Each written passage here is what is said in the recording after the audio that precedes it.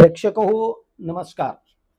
सोलापूर जिल्ह्याची वरदायिनी असणाऱ्या उजनी धरणातील पाण्याची पातळी मागील 4 दिवसामध्ये झपाट्यानं वाढत होती आणि त्यामुळं सोलापूर जिल्ह्यासह पश्चिम महाराष्ट्र, मराठवाड्यातील शेतकरी सुखावला होता.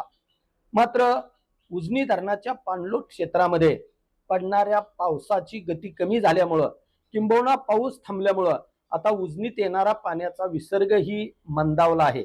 त्यामुळं पुन्हा एकदा सोलापूर जिल्ह्यातील आणि पश्चिम महाराष्ट्रातील उजनी धरणावरती अवलंबून असणारा शेतकरी धास्तावल्याचं चित्र आपल्याला पाहावयास मिळत आहे.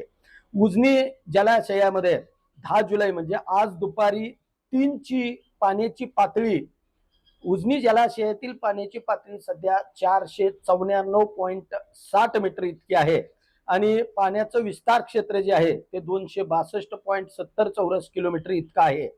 एकूण पाणी साठा उजनी धरणातील आजचा 2493.48 दशलक्ष घनमीटर म्हणजेच 55.05 TMC इतका उपयुक्त पाणी साठा उजनी धरणामध्ये आहे आणि आज दुपारी 3 वाजेपर्यंत उजनी धरणाची पाण्याची पातळी 45.52 आहे.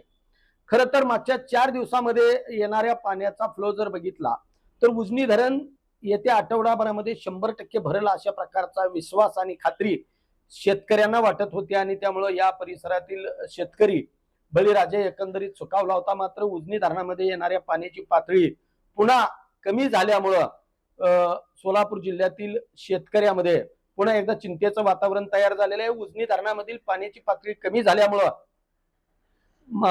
शासनाच्या वतीनं सोलापूर जिल्हा प्रशासनानं उजनीतील धरणातून सोडण्यात येणारं पाणी कमी केलेलं होतं आणि त्यानंतर शेतकऱ्यांची नदी काठावरची जी लाईट आहे ते 8 तासावरून 2 तासापर्यंत कमी केलेली होती.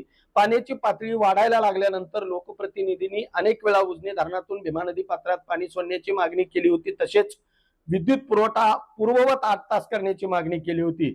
मात्र उजनी धरणामध्ये येणाऱ्या पाणी साठ्यामध्ये घट झाल्यामुळं आता प्रशासन या बाबतीमध्ये काय निर्णय घेणार याकडे बळीराजाचं लक्ष लागलेलं आहे. उजनी धरणातील पाण्याचे अपडेट्स आणि या बाबतीतल्या सविस्तर बातमीसाठी पाहत रहा परफेक्ट न्यूज. धन्यवाद.